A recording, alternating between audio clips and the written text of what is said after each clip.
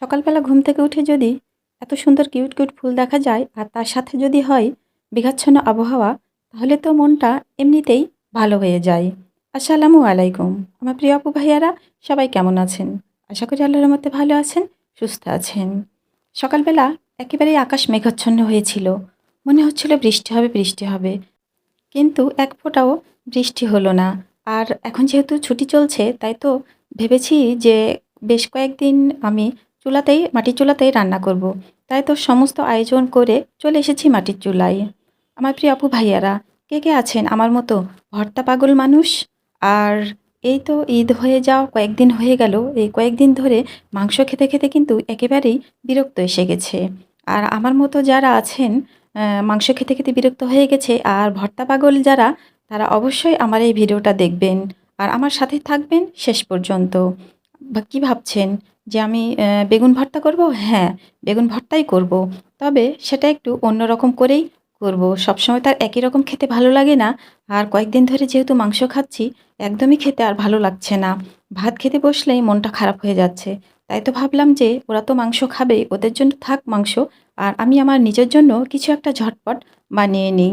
এই তো মাটির চুলায় রান্না বসিয়ে দিয়েছি, দিয়ে কিন্তু বেগুন আমি সুন্দর করে পুড়িয়ে নিলাম। বেগুন পোড়ানো হয়ে গেছে।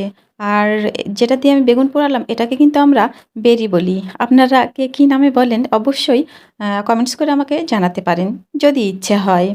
তো আমি কিন্তু মাটির চুলায় মাটির জিনিসেই রান্না করব। আর এই যে মাছ দিয়ে দিলাম, এটা কিন্তু পাঙ্গাসের মাছ, আর এই পাঙ্গাসের মাছগুলো কিন্তু টাটকা না, এটা আমার রান্না করা মাছ ছিল। ঈদের কয়েকদিনের মাংসের চাপে এই মাছগুলো কিন্তু খাওয়া হয়নি। তবে আলহামদুলিল্লাহ মাছগুলো খুব সুন্দর হয়ে আছে।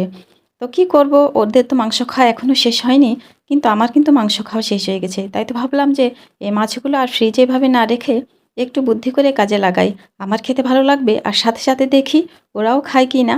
তাই ভেবে কিন্তু আমি মাছগুলো আবারও ভেজে নিলাম। যেহেতু এটা রান্না করাই মাছ ছিল, তারপরেও আমি আবারও কিন্তু তেল দিয়ে কড়াইয়ে এই মাটির তাওয়াতে কিন্তু সুন্দর করে ভেজে নিলাম। নিয়ে এখন এখানে পেঁয়াজ, একটু রসুন দিয়েছি, ২টা কাঁচামরিচ দিয়েছি, ৩টা শুকনো মরিচও দিলাম। এগুলো সুন্দর করে ভেজে নিলাম। নিয়ে এখন বাটনায় মোটামুটিভাবে বেটে নিব এই মশলাটা। একটু লবণও দিয়ে দিলাম। তো আমার প্রিয় আপু ভাইয়ারা, ঈদের আমেজ তো চলে গেছে। জানি না সবার গেছে কি না, তবে আমার গেছে। আমার মতো যারা, তাদেরও হয়তো চলে গেছে ঈদের আমেজ। তো সবাই চলে আসুন, ফিরে আসুন আবার ইউটিউবে সে আগের মতো করে।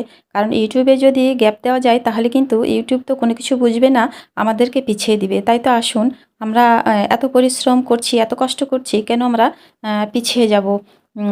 শত ব্যস্ততার মাঝেও এটা আমরা একটা কাজ মনে করে করব, যেন ইউটিউব আমাদেরকে পিছিয়ে দিতে না পারে। তো বেগুনগুলো কিন্তু আমি পোড়ানোর পরে সুন্দর করে ছিলে রেখে দিয়েছিলাম। আ ওপরের খোসাগুলো, বেগুনের খোসাগুলো ছিলে রেখে দিয়েছিলাম। দিয়ে এখন সেই বাটনাতে কিন্তু আমি বেগুনগুলো ম্যাশ করে নিলাম। আর সাথে দিয়ে দিলাম সেই মাছ, পাঙ্গাসের মাছ। মাছেরও কিন্তু আমি কাঁটা ছাড়িয়ে রেখে দিয়েছি।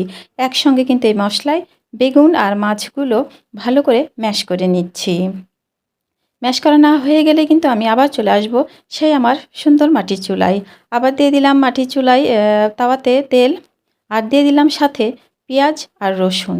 আর এই পেঁয়াজ রসুনগুলো কিন্তু খুব বেশি ভাজবো না, একটু সাদা সাদা কাঁচা কাঁচা ভাবই রেখে দিব। কারণ বেগুনের কালারটা আমি চেঞ্জ করব না। তাই তো এখানে কিন্তু হলুদ বা ধনিয়া গুঁড়া কোনো কিছুই কিন্তু আমি দিলাম না। তো হালকা ভেজে নিলাম পেঁয়াজ রসুন, ভেজে নিয়ে এখন দিয়ে দিলাম সেই ম্যাশ করে রাখা মাছ, বেগুন, যেটা মশলা দিয়ে সুন্দর করে ম্যাশ করে রেখেছিলাম। এখন আমি এটা কিছুক্ষণ কড়াইয়ে নাড়াচাড়া করে নিব। তো দেখেন কত সুন্দর লোভনীয় হয়েছে। আর আলহামদুলিল্লাহ আমি যেমন কালার রাখতে চেয়েছিলাম ঠিক তেমন কালারটাই কিন্তু আছে। পোড়া বেগুনের যেমন কালার হয়, কালারটা কিন্তু একটুও চেঞ্জ হয়নি। আর আমি কালারটা চেঞ্জ আসলে করতেও চাইনি। তো আলহামদুলিল্লাহ আমার বেগুন ভর্তা কিন্তু করা হয়ে গেছে।